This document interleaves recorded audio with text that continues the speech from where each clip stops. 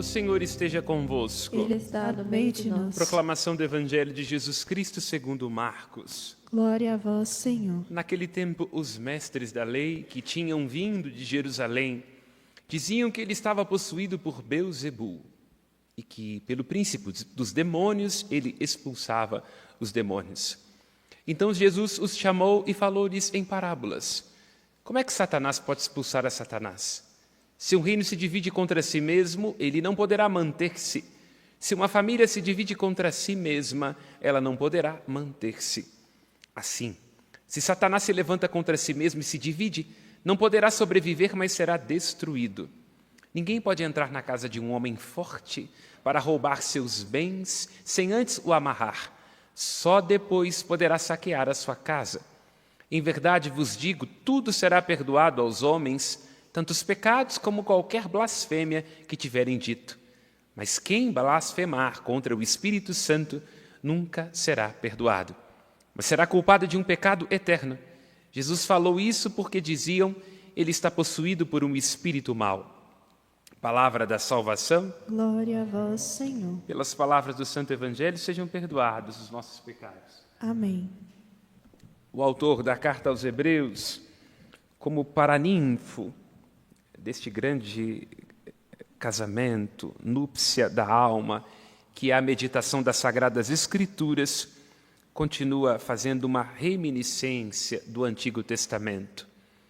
O conceito parece ser complexo, todavia nos dá a conhecer aquele que é o modo de raciocinar próprio das Sagradas Escrituras, onde se destaca desde o início termos cujo significado se aprofunda e que vão ecoando. Nenhum de nós poderia ser consciente, para exemplificar do que isso se trata, o que significa a magia, o encanto, o encontro com a eternidade próprio da casa de vó. Só quando nós perdemos, podemos cantar, naquela mesa está faltando ele, a saudade dele está doendo em mim, nós percebemos que nunca seremos capazes de esgotar no instante aquilo que está prometido à eternidade. Assim também as Escrituras hebraicas vão nos fazendo tomar consciência de que é preciso visitar continuamente, a cada momento, numa nova perspectiva, aquilo que é antigo, que pela graça de Deus se faz novo. O salmo que ecoa a primeira leitura é que é preciso cantar ao Senhor Deus um canto novo, na verdade, apresenta em mensagem poética aquela que é a missão da carta aos Hebreus. Pegar elementos do Antigo Testamento, os acontecimentos, os símbolos, as imagens e mostrar como tudo isso se atualiza, se presentifica. É uma novidade contínua em Jesus Cristo. Assim, quero insistir nisso. Ainda ontem estávamos meditando o domingo dedicado à Palavra de Deus. Para meditar a Palavra, temos que entender que aquilo que foi pronunciado lá atrás é antigo.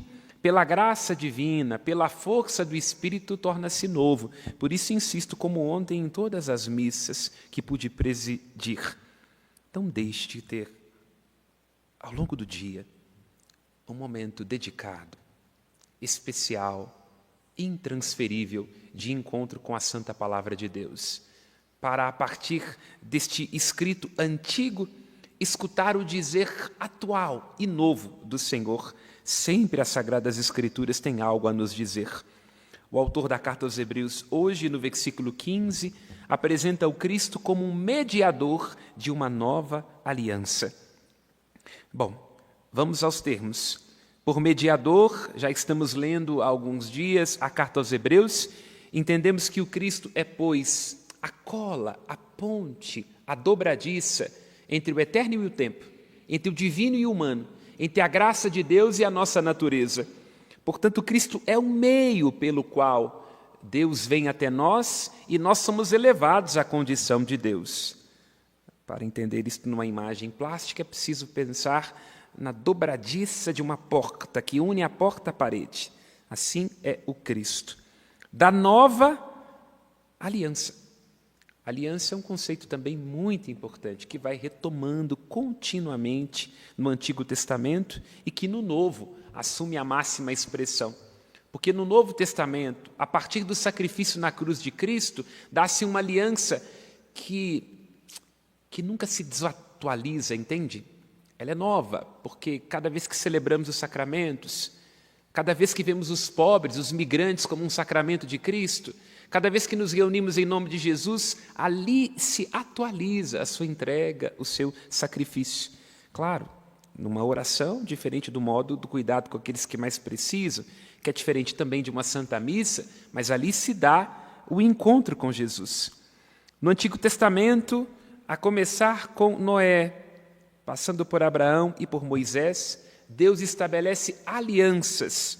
Berit é o termo no hebraico, cujo sentido quer dizer cortar. Temos que entender a etimologia. A ideia é preciso ir lá ao livro do Gênesis, no capítulo 15, onde Abraão divide animais ao meio e o Senhor Deus passa no fogo, no meio dos animais. Qual que seria a ideia? Porque a aliança era selada tendo como um sinal um animal cortado ao meio, para dar a ideia de que é um compromisso de sangue, está entendendo?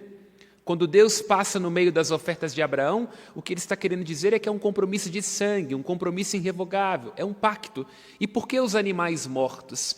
Para indicar que aqueles que estavam pactuando a aliança poderiam ter atraído sobre si o destino dos animais se fossem infiéis. Esta que é a ideia.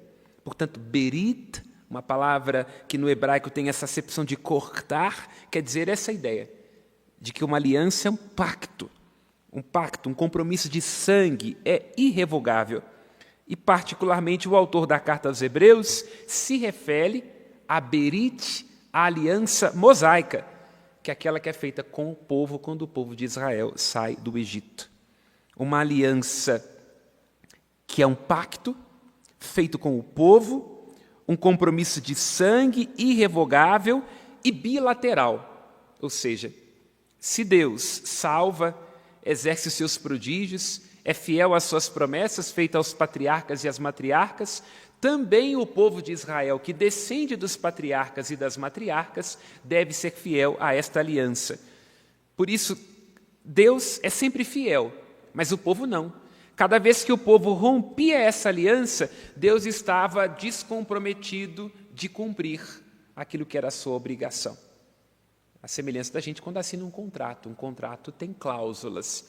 Se a gente não cumpre as cláusulas do contrato, por exemplo, pagando todos os meses o financiamento, o banco tem o direito de pegar o nosso carro. Está entendendo? Essa que é a lógica deste pacto, dessa berit, desta aliança. O autor da carta aos Hebreus, então, esclarece que esta aliança bilateral é uma aliança que passa e dá lugar a uma outra aliança, uma aliança que é o transbordamento da graça divina. Porque agora, em Jesus Cristo, independentemente de nossa fidelidade, do cumprimento deste ou daquele preceito, Ele já nos amou e derramou a nós o seu sangue. Calma.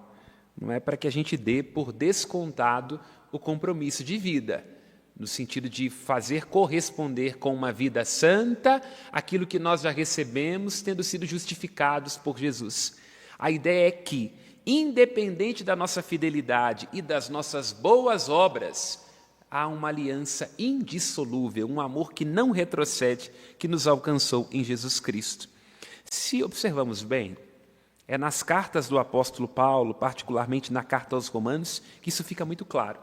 O apóstolo Paulo diz que a lei, portanto, aquela guardiã da aliança que Deus faz com o povo através de Moisés, é boa, justa, em si mesmo santa. No entanto, ela conduz a uma estrutura de desespero. Na carta aos Romanos, Paulo deixa isso muito claro. Por que uma estrutura de desespero? Porque diante da lei que aponta o erro e aponta a transgressão, há o desespero. Porque a lei, ela não é capaz de realizar aquilo que ela contém. Ela aponta o erro e o desespero porque ela não redime. No entanto, mesmo sendo boa, justa e santa, a lei coloca numa encruzilhada do homem que não pode se redimir a partir das obras da lei. Em Jesus Cristo, tudo isso se desidrata. Porque na aliança feita com Jesus Cristo, lá onde encontrar uma alma que suplicar a Deus, num ato de contrição, perdão pelos seus pecados, o sangue de Jesus nos justifica e nos salva. Particularmente, é claro, porque somos católicos, no sacramento da confissão. Não há nenhum pecado que não possa ser perdoado neste sacramento da confissão. A não ser, é claro, como diz Jesus nas Sagradas Letras, a blasfêmia contra o Espírito Santo, que é, pois, um pecado sem perdão, porque quem blasfema contra o Espírito Santo expulsa do seu coração o Espírito. Sem o Espírito nós não podemos nos santificar. Portanto, assim como na carta aos Romanos, assim como na carta aos Hebreus, fica claro que a lei tem o seu limite. Em Jesus transborda, se transpõe o limite da lei. Versículo 26 nos dá a conhecer o autor da carta aos Hebreus.